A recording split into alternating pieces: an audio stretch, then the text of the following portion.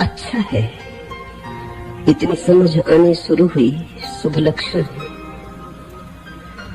ज्यादा से ज्यादा चुप रहना उचित है। पहली कला चुप होने की सीखनी पड़ेगी। उतना ही बोलो जितना अत्यंत अनिवार्य हो। जिसके बिना चल जाता हो उसे छोड़ दो, उसे मत बोलो। और तुम अचानक पाओगे कि 90% से ज्यादा तो व्यर्थ का है। न बोलते तो कुछ हर्ज न था, बोल के ही हर्ज हुआ।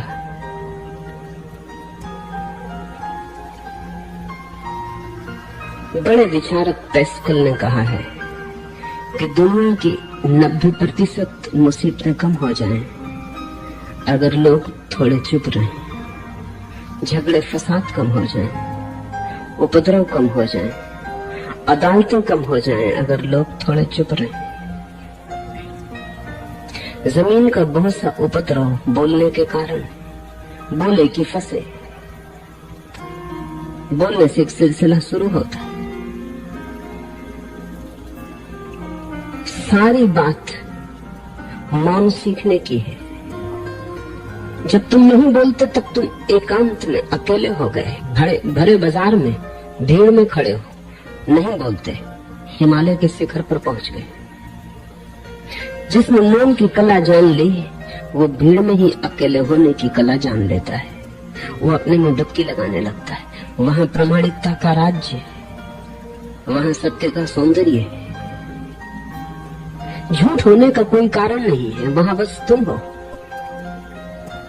जेम्पाल सार्त्र का बड़ा प्रसिद्ध वचन, दूसरा नरक है, द अदर इज हेल। अकेले में तो आदमी स्वर्ग में हो जाता है। दूसरे की मौजूदगी तत्क्षण उपद्रव शुरू कर देती।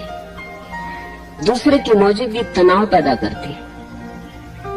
तुम बेचैन हो जाते हो, तुम केंद्र से डिग जाते हो, भीतर सब हलन चलन शुरू हो जाता है। स्वाभाविक है कि बोलते ही लगे कि बेईमानी हो गई। तो पहले तो मौन को साधो। पहले तो अपनी ऊर्जा को मौन में उतरने दो, गहराने दो मौन को। कभी ऐसी घड़ी भी आएगी, जरूर आती, न आए तो कुछ हर्ज नहीं, पर आती। महावीर 12 वर्ष मौन रहे, फिर लौट आए बस्ती में, जंगलों से वापस, फिर बोलने लगे। बुद्ध 6 वर्ष तक एकांत में रहे, फिर लौट आए। जब भी जीसस को ऐसा लगता है कि लोगों के संग साथ ने धूल जमा दी, तो अपने दर्पण को झाड़ने वो एकांत में पहाड़ पर चले जाते।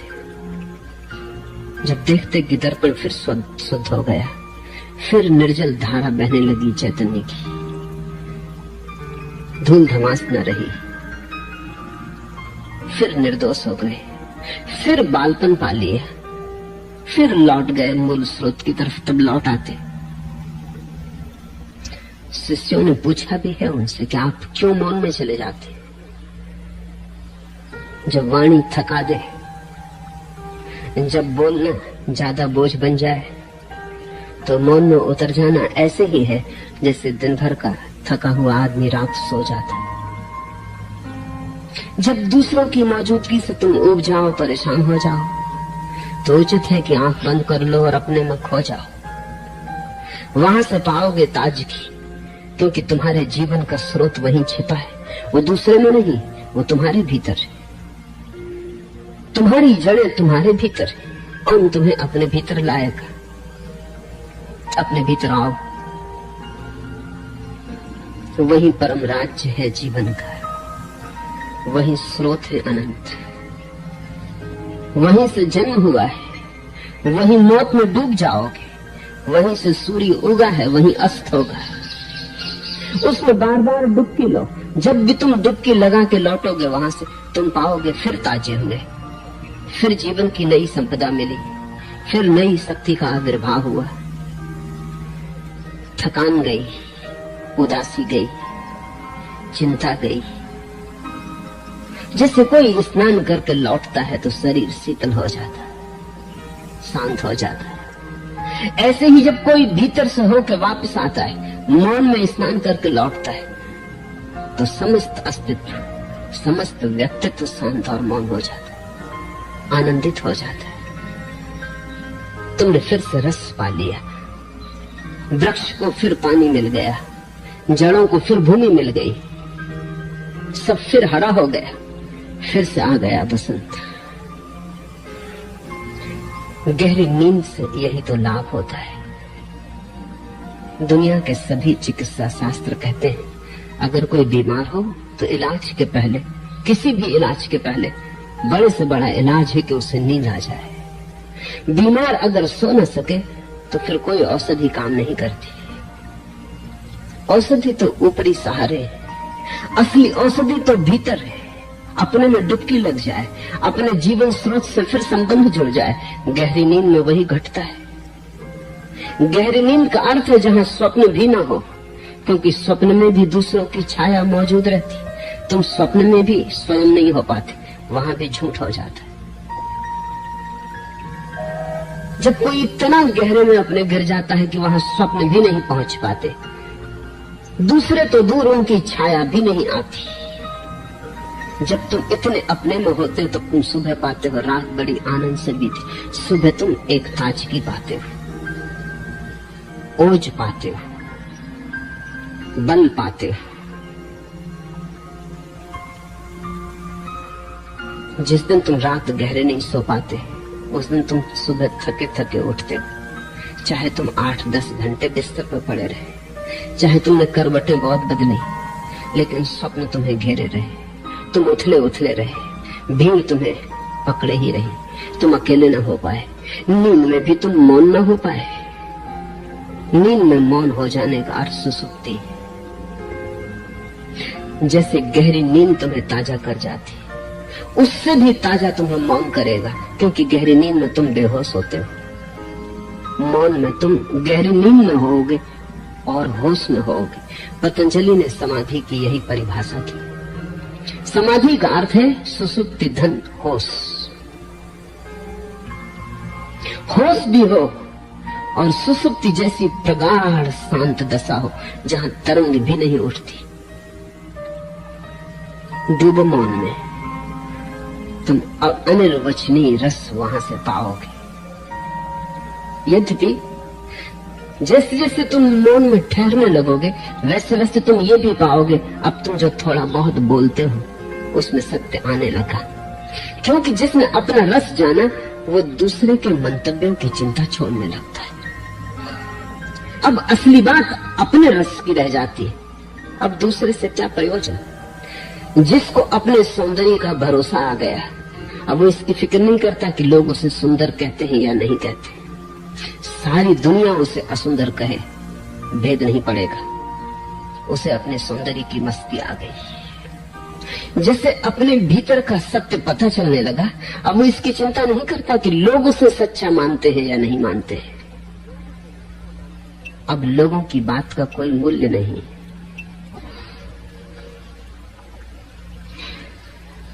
डूबो मौन में, दूसरे को जितना भूल सको उतना अच्छा।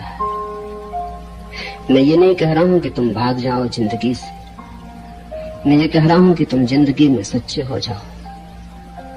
धीरे धीरे तुम में एक बल आएगा, वो तुम्हारे भीतर से आएगा, और तब तुम पाओगे कि बोलने में भी तुम्हारी प्रमाणिकता रह जाती, मिटती नहीं।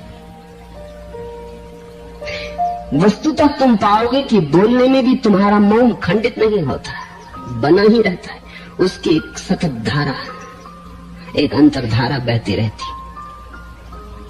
बोलते भी तुम हो लेकिन अपने से छूटते नहीं।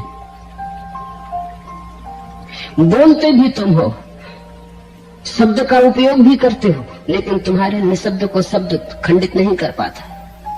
शब्द बड़ा कमजोर है, निशब्द को कैसे खंडित करेगा? बादल आते हैं जाते हैं, आकाश कहीं मैला होता है। कितने बादल आए और गए न होंगे इस आकाश के समक्ष अनंत काल से। आकाश पर रेखा भी तो नहीं छूट जाती। ऐसा ही निशब्द का आकाश है, मौन का आकाश है, शून्य का भीतर आकाश है। उस पर कोई फर्क नहीं पड़ता विचारों से। विचार क्या फर्क लाएंगे? रेखा भी नहीं खींचती, लेकिन उसका तुम्हें पता हो तब। एक बार मौन में स्थिर हो जाओ, फिर तुम्हारी वाणी में भी एक सुगंध आ जाएगी। एक बार मौन में उतर जाओ, फिर तुम्हारी वाणी भी नई गहराइयां ले लेगी। फिर तुम्हारी वाणी में भी एक विशालता आ जाएगी। तुम बोलोगे भी तो दूसरे पर ध्यान रखकर न बोलोगे, तुम बोलोगे अपने भीतर की आवाज से। तुम्हारा बोलना संगीतपूर्ण होगा, तुम्हारा बोलना सत्य होगा, तुम्हारा बोलना तुम्हारे पूरे व्यक्तित्व की सुगंध से ओतप्रोत होगा। तुम बोलोगे तो दूसरों पर भी शीतलता छा जाएगी। तुम बोलोगे भी तो दूसरों पर तुम्हारे निशब्द की धुन बजने लगेगी। तुम्हारा मौन उन्हें छुएगा। इस देश में हमने ये नियम समझा था कि केवल वही बोले जिसने मौन के तल छू लिए हों, बाकी चुप रहे। इसलिए बुद्ध बोलते हैं ठीक। बुद्ध का बोलना सार्थक। अभी बड़े मजे की बात है, ये बड़ा विरोधाभास है। जिसने न बोलना सीख लिया वही बोलने का हकदार है। जिसने चुप होना जाना वही पात्र है कि अगर बोले तो सौभाग्य। जिसने चुप होना सीख लिया उसको चुप होने नहीं रहने दिया। कहते हैं बुद्ध को जब ज्ञान हुआ तो वो 7 दिन चुप रह गए। चुप्पी इतनी मधुर थी, ऐसी रसपूर्ण थी, ऐसा रोआ रोआ उसमें नहाया सरोवर था। बोलने की इच्छा ही न जगी, बोलने का भाव ही पैदा न हुआ। कहते हैं देवलोक थरथराने लगा। कहानी बड़ी मधुर। अगर कहीं देवलोक होगा तो जरूर थरथराया होगा। कहते हैं ब्रह्मा स्वयं घबरा गया। आवाज बुद्ध को देनी ही पड़ेगी, बुद्ध को राजी करना ही पड़ेगा। जो भी मौन का मालिक हो गया उसे बोलने के लिए मजबूर करना ही पड़ेगा। कहते हैं ब्रह्मा सभी देवताओं के साथ बुद्ध के सामने मौजूद हुआ। वो उनके चरणों में झुके। बुद्धत्व के चरणों में ब्रह्मा झुका और उसने कहा कि आप बोले। आप न बोलेंगे तो महा दुर्घटना हो जाएगी। और एक बार ये सिलसिला हो गया तो आप परंपरा बिगाड़ देंगे। बुद्ध सदा बोलते रहे। उन्हें बोलना ही चाहिए। जो न बोलने की क्षमता को पा गए हैं उनके बोलने में कुछ अंधों को मिल सकता है, अंधेरे में भटकना को मिल सकता है।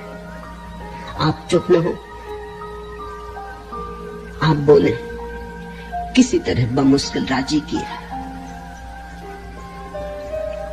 कहानी का अर्थ इतना ही है कि जब तुम मौन हो जाते हो तो अस्तित्व भी प्रार्थना करता है कि बोलो। वृक्ष और पत्थर पहाड़ भी प्रार्थना करते हैं कि बोलो। करुणा को जगाते हैं तुम्हारी कि बोलो।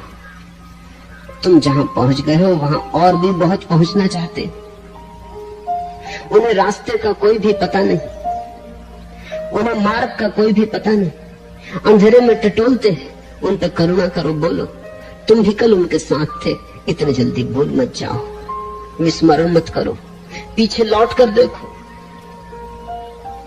साधारण आदमी वासना से बोलता है, बुद्ध पुरुष करुणा से बोलते हैं। साधारण आदमी इसलिए बोलता है कि बोलने से शायद कुछ मिल जाए, बुद्ध पुरुष इसलिए बोलते हैं कि शायद बोलने से कुछ बट जाए।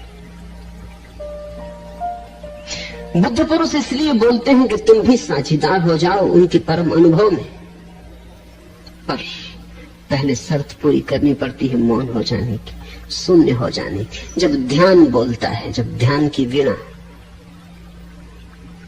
पर संगीत उठता है, जब मौन मुखर होता है, तब शास्त्र निर्मित होते। जिनको हमने शास्त्र कहा है वे ऐसे लोगों की वाणी है जो वाणी के पार चले गए थे, और जब भी कभी कोई वाणी के पार गया है उसकी वाणी शास्त्र हो जाती है, आप तो हो जाती है, उससे वेदों का पुनः जन्म होने लगता है। तो पहले तो मौन को साधो, मौन में उतरो, फिर जल्दी ही वो घड़ी भी आएगी, वो मकाम भी आएगा जहां तुम्हारे शून्य से वाणी उठेगी। तब उसमें प्रामाणिकता होगी, सत्य होगा। इसलिए ब्रह्म आए या नहीं इससे कोई फर्क नहीं पड़ता। ये कहानी है, बुद्ध को बोलना ही पड़ेगा। जब फूल खिलता है सुगंध को बिखरना ही पड़ेगा। जब दिया जलता है तो किरणें बरसेंगी ही चारों तरफ। कोई ब्रह्मा की जरूरत नहीं कि दिए से प्रार्थना करे। कहानी तो प्रतीक है, मधुर प्रतीक है। पहले मौन, फिर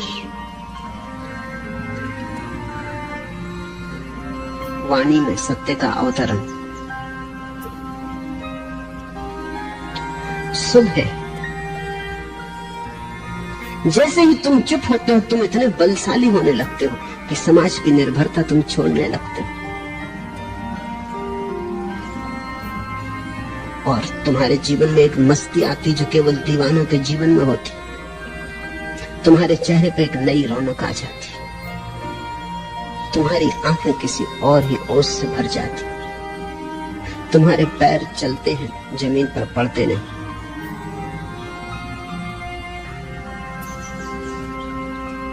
जैसे तुम हर हमेश किसी नशे से भरे हो। मौन से शुरुआत होती है।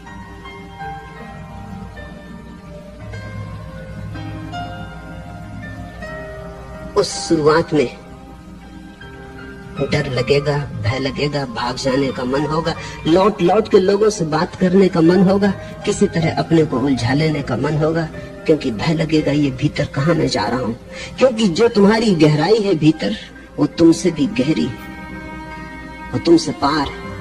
उस गहराई में उतरते वक्त मौत रास्ते में पड़ेगी, ऐसा लगेगा कि मरे गए। ध्यान में मृत्यु घटती, ध्यान सूली है, लेकिन सूली के बिना सिंहासन नहीं। ध्यान में जो मरता है वही परमात्मा में जगता है। संसार से तो तुम मृतवत हो जाते हो और परमात्मा तुम में जीवंत हो जाता है। मरने की तैयारी रखना, क्योंकि वही साधना है, और मरकर ही मिलता है महाजीवन। सुबह घड़ी, घबराना मत, संभालना इस घड़ी को, टूट ना जाए, फूट ना जाए, बिखर ना जाए। बड़े सौभाग्य से आती, बड़े मुश्किल से आती, सैकड़ों कोशिश करते हैं किसी एकांत को आती। धन्य भागी मानना अपने को, और परमात्मा के प्रति अनुग्रह का भाव रखना कि इतनी समझ दी कि द्वार खुलने लगा, बहुत कुछ और होगा। ज्यादा से ज्यादा चुप रहना उचित है। पहली कला चुप होने की सीखनी पड़ेगी। उतना ही बोलो जितना अत्यंत अनिवार्य हो। जिसके बिना चल जाता हो उसे छोड़ दो।